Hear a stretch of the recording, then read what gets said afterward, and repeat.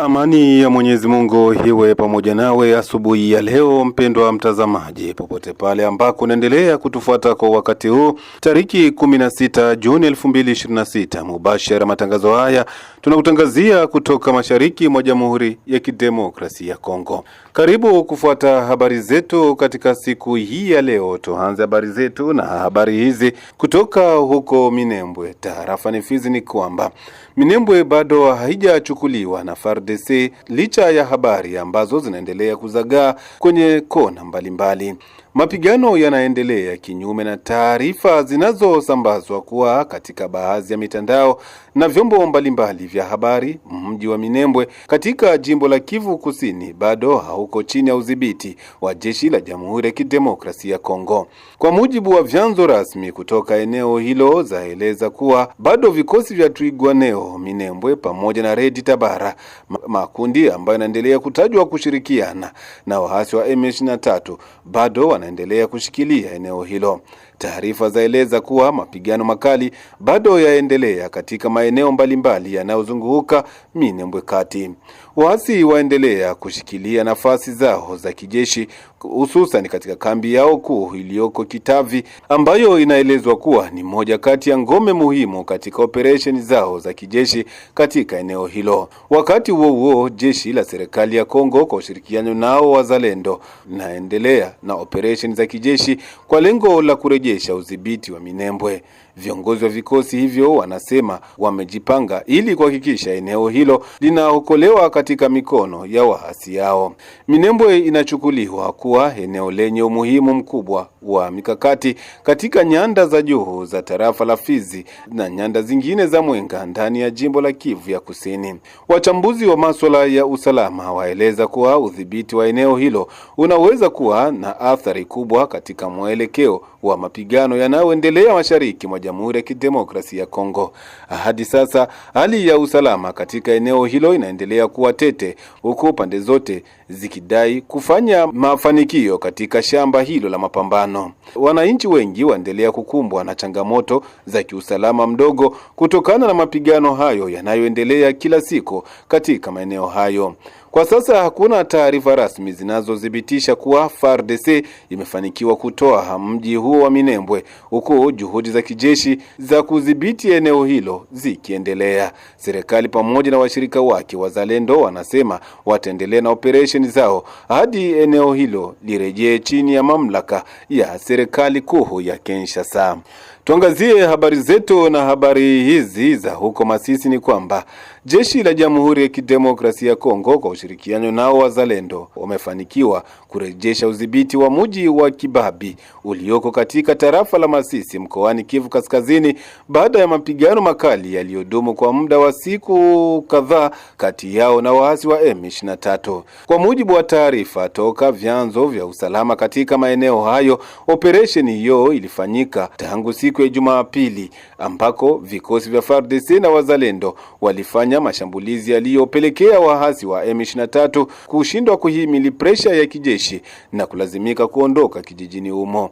Ripoti zaeleza kuwa baada ya kushindikizwa na mashambulizi hayo, waasi walirudi nyuma kuelekea Rubaya, eneo linalojulikana kwa shughuli zake za uchimbaji madini, ambao limekuwa likitajwa kuwa moja ya ngome muhimu za waasi wa M23 katika maeneo la tarafa la Masisi.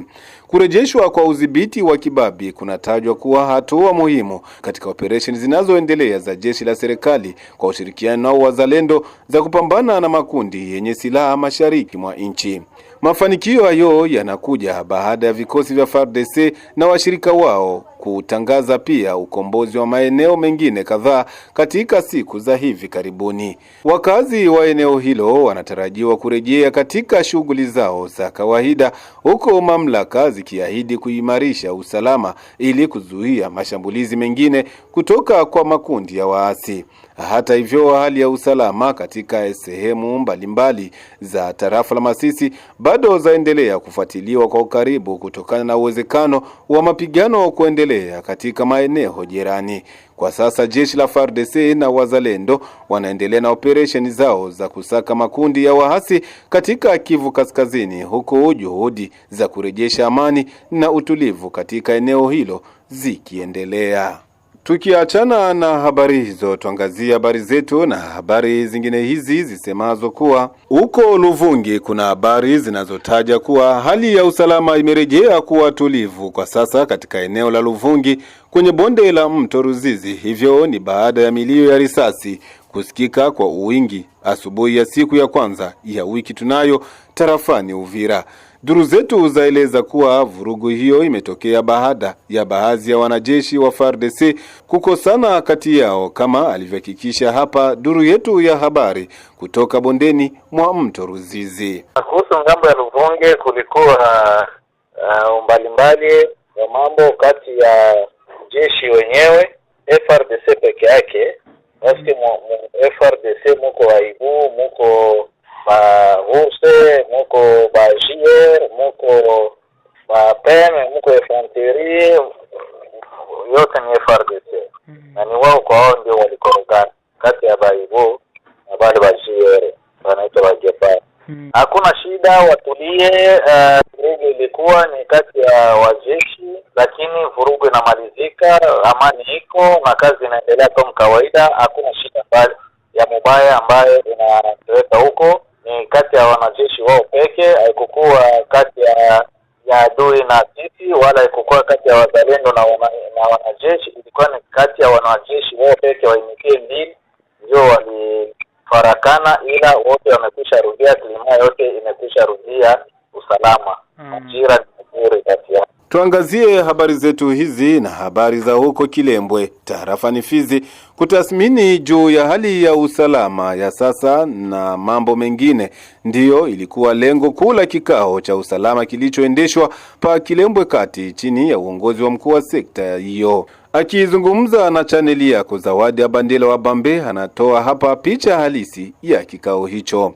Ni kweli leo tariki 15 za mwezi wa 6 mwaka wa 2026 tumefanya conseil local de sécurité hapa msekta ya Lulenge, ambayo ni mimi mwenyewe chef de secteur Zawadi Abandela wa Bambe nikiwa president wa conseil hiyo.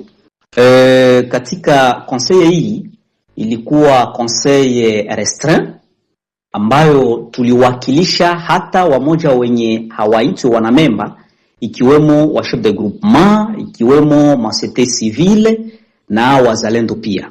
Wote tuliwaingiza kulingana na teme ambayo tulikuwa nayo, ilibidi nao tuwaite. Teme ilikuwa nini? Juste kudebatre probleme mbili, probleme sécuritaire ya Lulenge, kuidentifie ma probleme na kutoa ma solution, kupropose ma solution. Probleme ya pili ilikuwa juste kusuprimer buma barrière payante bote wenye bulikuwa érigé illégalement na certains groupes armés za watoto wetu hapa localement, notamment barrière payante ya Lumembe na barrière payante ya ku Sainte Marie. Ile ilikuwa mwa ile pointi ya pili. Hata hivyo, mkuu wa sekta huyo ameongeza kuwa swala la risasi kusikika kwa kila mara ilikuwa pia baadhi ya mada zilizozungumziwa katika kikao hicho. Kwa kweli mpointi ya kwanza tuliidentifie maprobleme za masasi kuwa zinapigwa kila siku hapa kwetu msekta ya Lulenge, ililingana na kutokusikilizana kwa watoto wetu les différents groupes armés zenye ziko hapa. Kwa hiyo tuliwahi kuwaita wote na kuwaonesha umuhimu wa security katika sekta ya Lulenge, na yanawezekana waliendelea kutusikia, sababu kulingana na hiyo tuliwaambia kila grupe arme yenye haitakuwa inasikia utawala, sisi hatutakuwa tayari kutumika nao. Yana maana tunawaalika wote kwa kutii watawala wa chef de groupement na mimi mwenyewe chef de secteur, na pia kuendelea kutii conseil de sécurité. Ma solution prise ndani ya kikao itakuwa inatusaidia beaucoup plus. Kwa hiyo tunaona sawa vile watatii na wakati ya wakutii ile grupe yenye haitatii tutaita FARDC, kome wao ni wa reserviste wa FARDC, tunaita FARDC, inafatana nao na wamwami wa asili le chef de groupement automatiquement watawakatala ile groupe yenye itanzisha mafujo na kutokutii conseil de sécurité.